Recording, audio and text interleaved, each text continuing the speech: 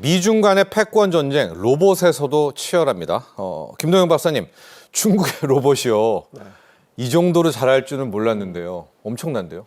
뭐 사실은 오늘이 로봇 편이어서 그렇지 네. 생각보다 잘하고 있는 게 굉장히 많아졌습니다. 그것도 사실입니다. 거의 대부분의 기술이 이제 우리가 뭐 우리를 몇 년 뭐 뒤쫓고 있다 이런 표현은 적절하지 않고요. 우리가 잘하는 게 있고 중국이 잘하는 게 있는 시대가 됐다라고 표현하는 게 더 적절한 것 같습니다. 네.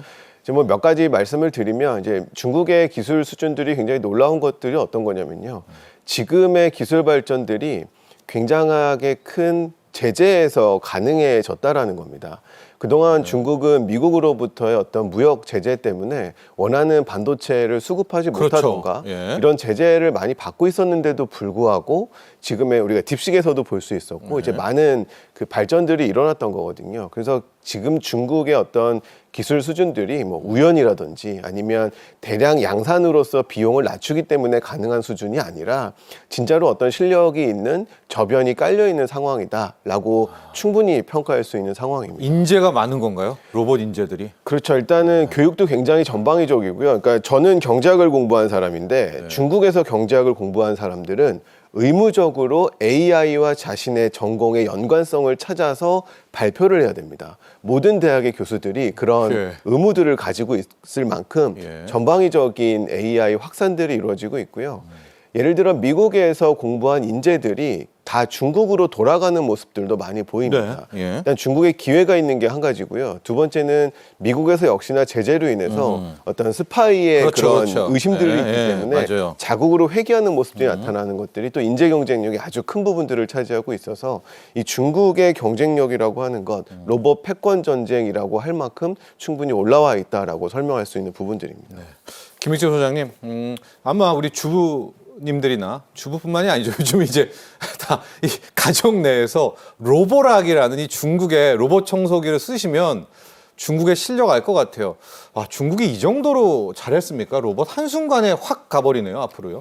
예, 사실 그 미국이 모든 분야에 앞서 있을 거라고 생각을 했지만 미국도 굉장히 잘하고 있습니다. 휴머노이드의 테슬라, 피겨 AI 이런 로봇들도 보여주고 있고 현대차에서 인수한 보스턴 다이내믹스도 결국 미국 기반에 두고 있는 회사였죠. 그래서 아직까지도 최첨단을 보여주고 있지만 중국은 중국의 QDD라는 액추에이터, 강력한 액추에이터에 해당되는 기술과 센서 기술뿐만 아니라 제조 여러 로봇 부품들에 대한 자국 내에서 모든 것을 수급할 수 있는 여건들이 갖춰져 있기 때문에 대량 생산이 가능하다는 점도 눈여겨볼 필요가 있습니다. 또 실제 로봇 시연들을 보시면 테슬라에서 보여주고 있는 시연은 빠르게 걷고 뭐 덤블링하고 이런 게 아니라 조작을 하고 물을 따르고 이런 서빙하고 조작에 대한 AI 관점에서 피겨 AI도 마찬가지죠. 이 사과를 줬을 때 어떻게 할래라고 대화를 하면서 고수준의 인터랙션 쪽 상호작용하는 것을 보여주는 반면에 중국 쪽으로 넘어가면 달리기를 얼마큼 빨리 잘하고 넘어지지 않고 뭐 춤추고 덤블링하는 것처럼 기계적 동적에 대한 자신감을 표현하고 있습니다.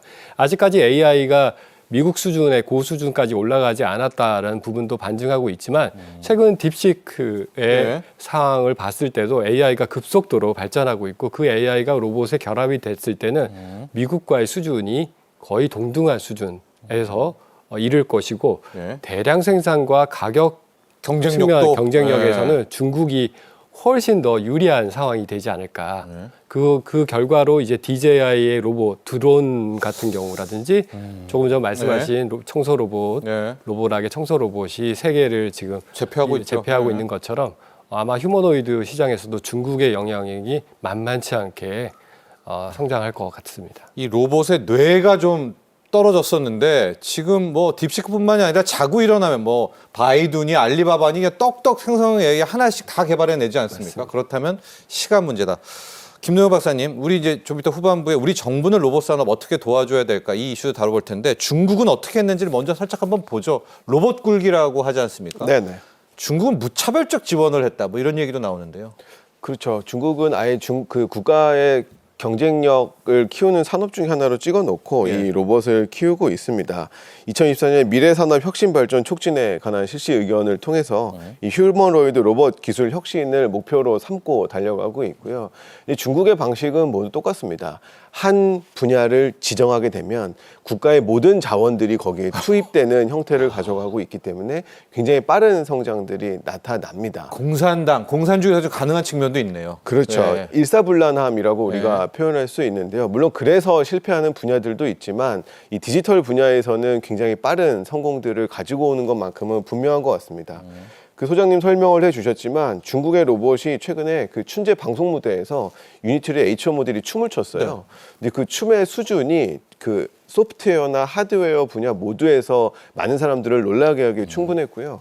굉장히 재밌는 평을 봤는데 이제 그 일론 머스크의 옵티머스를 이렇게 평가했더라고요. 고관절 수술받은 노인 같은 움직임인데 반해서 유연한.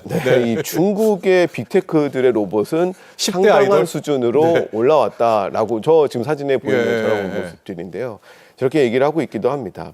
정말 그 미국이 원천 기술 중심으로 기술을 선도한다면 중국은 양산을 중심으로 가다가 이제는 기술마저 높아지는 형국으로 가고 있는 모습들이 이 정부 주도의 국가 로봇 발전으로 이어지고 있는 모습입니다. 네. 자, 이런 상황까지 왔습니다. 근데요, 더 우리가 좀 부럽고 좀 안타까운 게 김익재 소장님, 우주 채굴 로봇도 도전합니까? 중국이 한다는 겁니다, 여러분. 미국이 아니라. 성공을 한 건가요? 아니면 한다는 건가요? 지금 달에 가지는 않았지만 예. 달과 동일한 조건에서 로봇으로 광물을 채취하고 할 수 있는 실험을 성공했다라고 네. 하는 것 같습니다. 그래서 바야흐로 이제 로봇이 우리 지구상에서 우리 일상생활에서 돌아다니는 것을 넘어서 사실 로봇이 가야 될 곳이 험지, 그렇죠. 그리고 사람이 못 가는. 가기 어렵고 위험한 곳에 그 로봇을 투입해야 될 필요성이 있는데 이 부분을 지금 도전을 하고 있는 것 같습니다. 그래서 굉장히 의미가 있죠. 우주 탐사와 그런 자원 활용 차원에서 다른 굉장히 소중한 곳이 될 텐데 이미 이런 그 달에 그렇게 직접 광물을 채취하고 뭔가 실험할 수 있는 로봇을 개발했다라는 것은 굉장히 의미가 있습니다. 실제 왜 큰 의미가 있냐면 자원 개발에서 우리가 기존에는 채취해 와서 지구에서 분석하고 실험을 했다면 로봇 스스로가 거기서 분석하고 다양한 실험을 해볼 수 있는 역할을 수행해낼 수 있다는 것이 가능하고요. 추가적으로 달의 여건을 보면 지구에 아시다시피 지구의 중력의 6분의 1밖에 되지 않고 온도가 영하 180도에서 무려 130도까지 320도의 일교차가 있습니다. 예. 그런 극심한 환경, 극한 환경에서의 로봇이 구동이려면 현재 우리 상이 돌아가고 있는 구동되고 있는 일반 환경에서의 로봇은 구동되지 않는데 그렇겠죠. 그런 극한 환경에서도 구동을 할 수 있는 기술을 확보했다라는 것은 앞으로 굉장히 의미가 있고요. 그래서 이런 중국이 이번 채굴 로봇을 성공적으로 개발하고 테스트를 마쳤다라는 것은 우주자원 활용 경쟁에서도 전략적 주도권을 확보할 가능성이 크다는 의미입니다. 네. 자, 근데 이렇게 험지에서 이 정도라면은요, 군사 로봇도 충분히 거의 중국이 아까 그 동작까지 가면은 거의 중국으로 다 가겠는데요? 군사 로봇, 뭐 군인 로봇, 전쟁 로봇도 중국이 압도하는 거 아닙니까? 아무래도 지금 공식 군사적 예. 로봇은 아무래도 뭐 여러 가지 공개하지 예. 않는 부분이 있기 때문에 굉장히 그 부분도 고도화되었을 거라고 기대를 하고 있습니다. 자, 그렇다면 이제 우리의 이야기를 해봐야 될 것 같습니다. 과연 K로봇, 한국의 로봇은 어느 정도인가? 지난해 과학기술정보통신부 이제 평가를 보면 미국이 로봇이 100%라고 할 때 유럽연합은 97%, 중국은 82.9%인데 한국이 82.0%가 나왔거든요. 김동영 박사님, 이제 이 결과가 맞다면 우리는 좀 반갑죠. 네. 저 정도인 중국이 미국 100에 82.9인데 우리가 82 수준이라면은 이게 기뻐할 일인데 우리 이 정도 되나요? 사실 우리가 가지고 있는 잠재력은 그보다 더 큽니다. 네. 이게 2022년의 조사이기 때문에요. 예. 사실 중국의 수준은 더 높아졌을 가능성이 높습니다. 그 2년 왜냐하면 동안, 3년 네, 동안. 아까 설명드린 것처럼 기하급수적 성장이라고 하는 건 선형으로 들어가는 게 아니기 때문에 예. 이제 빠른 성장을 가지고 오긴 했을 겁니다. 그런데 우리나라의 실력도 사실은 만만치는 않습니다. 이 휴머노이드 로봇의 초기 강자는 누구였냐면 일본을 열심히 벤치마킹하려고 그리고 일본의 기술력과 대등했던 바로 한국입니다. 예. 우리의 휴보라는 모델도 있었고요. 마루라는 모델들도 있었습니다. 그리고 제2의 반도체라는 이름으로 이 산업부와 정통부가 경쟁적으로 엄청난 투자를 하기도 했던 분야이기도 합니다. 예. 그 투자했던 결과물들이 사실 어디에 가는 건 아니거든요. 어딘가에 쌓여 있는데 이게 지금 구현이 되지 못할 뿐입니다. 예. 그럼 어떤 부분에서 구현이 되지 못하고 있냐라는 걸 살펴보면 결국 소프트웨어의 AI라는 분야와 하드웨어라는 로봇의 분야가 아직 융합이 되지 않는 그 시점 어딘가에 있는 겁니다. 예. 우리의 AI 연구 역량도 사실 굉장히 뛰어나고요. 로봇의 하드웨어 역량도 뛰어납니다. 근데 우리가 이걸 어떻게 융합해서 휴머노이드라는 형태로 가져갈 거냐. 이 정부가 이런 숙제가 있는 거고 예. 이건 정부의 투자와 민간의 어떤 리스크 감수 이런 것들이 다 더해지지 않으면 쉽게 융합되지 않는 분야이기 때문에 네. 요 지점에 우리가 조금 더 초점을 맞춰야만 우리의 이 현황과 수준을 조금 더 높일 수가 있을 겁니다. 그러나 우리의 잠재력은 우리 박사님 보시기에는 충분한, 뭐 상당하다, 무시 못할 수준이라 이거죠. 우리의 그렇죠. 저변은. 이 예. 전 세계에서 한국과 미국, 중국, 일본 다음으로 이 정도 경쟁력을 가진 국가는 사실상 없다고 봐도 무방합니다. 예. AI 기업 같은 경우에도 우리나라는 자국 플랫폼을 가지고 있고 자국 기술들이 있지만 유럽 어느 나라에도 우리나라 정도의 기술을 가지고 있는 나라들이 그렇게 많지 않습니다. 예. 그래서 우리가 부족한 건 사실이지만 어느 정도 잠재력과 자부심을 가져도 되는 상황입니다. 네. 이 이야기를 좀 더 해볼게요. 김익재 소장님, 뭐 제가 당시에 신문 기자 시절에 그 아시모 막 하고 휴보 기사도 썼던 기억이 나는데 좀 휴보가 다 어디로 간 거죠? 그 뒤로 2000년대 초반 이후로 로봇이 이렇게 텅 비어 있는 듯한 느낌이거든요. 그냥 뭐가 문제가 있었다면 그걸 고쳐야 빠르게 갈 것 아니겠습니까, 로봇으로? 사실 앞서 말씀 주신 대로 우리나라는 로봇의 불모지가 아니었습니다. 예. 2000년, 1990년대 후반에 저희 키스트 한국과학기술연구원에서는 센터라는 인간형 로봇을 최초로 만들었고 그 뒤로 정통부와 산업부를 주도하에서 예. 휴보와 휴보가 마루 나왔죠. 아라라고 이런 로봇이 나와서 휴머노이드에서 또 2014년 정도까지 로봇을 계속 개발해서 다파 챌린지에서 1위 할 정도의 저력을 가졌던 국가입니다. 예. 다만 지금 주춤하고 있는 부분은 아무래도 그 당시에 휴머노이드 로봇의 굉장히 성구안을 가지고 그 선발적으로 연구를 네. 수행할 거는 맞지만 아무래도 결과가 이후에 지속적인 투자와 산업계 연결 요 상업화까지 이어져야지 선순환이 돼서 상업적으로 부족한 부분이 다시 연구로 돌아와서 개발이 이루어져야 되는데 그런 부분이 조금 미흡했던 부분이었던 것 같습니다. 예. 그러다 보니 지금 정부에서는 휴머노이드의 부활을 투자를 꿈꾸죠. 예. 박차를 가하고 예. 있고 또한 삼성전자와 LG전자에서도 휴머노이드의 개발을 시작했다라고 발표하고 있으니까 그런 저력을 통해서 다시 한번 K 휴머노이드의 네.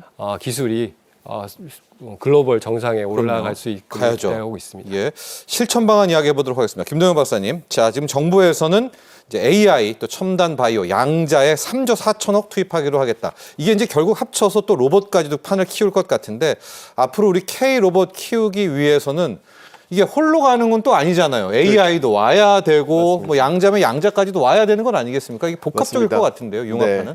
그래서 이제 종합하면 사실 장기적 시각의 정부 지원과 투자가 중요합니다. 네. 그리고 뭐 너무 이게 자세히 말씀드리면 이렇게 잔소리 같은 느낌이 좀 있지만 근데 자세히 해주셔도 됩니다. 지금 솔루션이 중요합니다. 정부의 지원이 곧 투자라는 인식으로 이루어져야 되는데 우리의 이 정부 지원이 그동안은 단기적 성과에 머물다 보니까 지출과 집행의 성격이 좀 있었습니다. 그럼에도 불구하고 이번 그 신성장 4.0 예. 현대 게임 체인저 사업을 보면 그겁니다. 예. 네, 바로 중장기적인 시각을 가지고 투자를 하겠다라는 의지들이 느껴집니다. AI 컴퓨팅 센터를 구축을 하고요. 네. 그리고 AI 기본법의 하위 법령들을 마련을 하겠다라는 겁니다. 이게 바로 그 부분입니다. 하드웨어와 소프트웨어가 융합이 되려면 어떤 원칙하에 많은 것들이 움직일 수 있어야 되는데 대부분의 법들은 과거에 초점을 맞추고 있기 때문에 이 융합이 쉽지가 않습니다. 그래서 저런 기본법을 마련을 하고 하위 법령을 마련을 하면서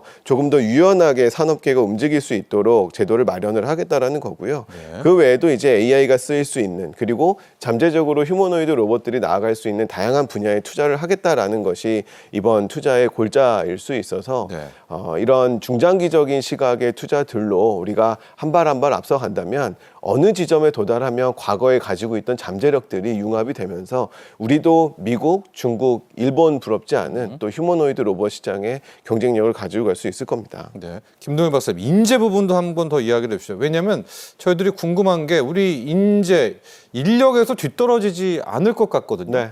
근데 뭐 중국도 그렇게 저렇게 생성형 AI 턱턱 내놓는데 우리는 왜 못하지? 좀 궁금하기도 하고요. 드론도 우리가 훨씬 잘할 것 같은데 중국이 훨씬 잘하고요. 네. 그러니까 우리 뭐 교육이라든가 뭐에 문제가 있는 건가요, 지금? 네, 굉장히 민감하고 어려운 질문을 던져주셨는데. 예, 아니 우리 인력은 네. 뛰어나잖아요. 근데 이제 이런 얘기는 드리고 싶습니다. 뭐 인재 유출에 대한 이야기들을 많이 합니다. 얼마 전에도 제가 어떤 기자분께 받은 질문인데요. 예. 이 미래차 분야, 미래 로봇 분야의 인재 유출이 심하다라는 이야기를 그래요? 들었습니다. 예. 근데 저는 이제 질문이 틀렸다고 지적을 했습니다. 왜냐하면 인재가 유입된 적이 없습니다. 인재가 유입돼야 유출이 될 텐데 예. 대부분 해외에서 일하는 공부한 인재들은 해외에 머물고 싶어 합니다. 그렇다가 국내로 들어오긴 하지만 다시 나갈 수 있는 가능성들을 계속 점쳐보는 게 우리의 산업 현장의 모습이라고 할 수 있습니다. 한 단면인데요. 근데 중국 같은 국가만 하더라도 미국 같은 국가만 하더라도 자국에서 혹은 외국에서 공부를 하더라도 인재들이 다시 돌아오려고 합니다. 자국을 위해서 일하려는 모습들이 많은데 그게 애국심이 아니고요. 네. 그만큼 미래의 비전을 가지고 중장기적으로 투자되는 산업들이 많고 그것이 그 연구자들의 미래와 맞닿아 있는 점들이 많아야 하는데 우리가 많은 점에서 단기적인 성과에 머물다 보니까 그러한 접점들을 마련을 하지 못한 겁니다. 네. 그래서 교육도 중요하고 뭐 여러 인재 양성들도 중요하지만 그런 접점들을 마련하는 점들을 많이 마련하는 게 이 전반적인 과학기술 발전에 도움이 되지 않을까라는 생각을 해봅니다. 자, 김익재 소장님 마무리 발언입니다. 우리 한국의 정부는 어떻게 지원해야 될 거며 이게 단편적인 게 아니네요. 인재, 교육, K 로봇 실력은 있습니다. 이거를 이제 완전히 더 해야죠. 키워내야 될 거 아닙니까? 맞습니다. 사실 그런 부분에서 한국은 여전히 역량이 우수한 네. 환경을 갖춰져 있다고 생각을 하고요. 로봇은 그야말로 종합 예술입니다. 기계, AI만이 문제가 아니라 배터리, 소재, 그렇죠. 여러 분야의 전 분야의 모든 기술이 집약이 되어서 휴머노이드 로봇, AI 로봇이 만들어지는 것이기 때문에 그런 정도의 수준, 고수준의 역량을 갖춘 것도 그렇게 많지가 않습니다. 우리나라에서는 그런 부분에 여러 가지 다양한 산업의 잘하죠. 기술적 자원을 가지고 있기 때문에 K 휴머노이드 기대도 좋을 것 같습니다. 자, 진짜 기대를 한번 해보면서 자, 지금까지 김익재 한국과학기술연구원 AI 로봇 연구소 소장 김동영 KDI 전문연구원과 함께했습니다. 오늘 두 분 여기서 보내드리겠습니다. 감사합니다.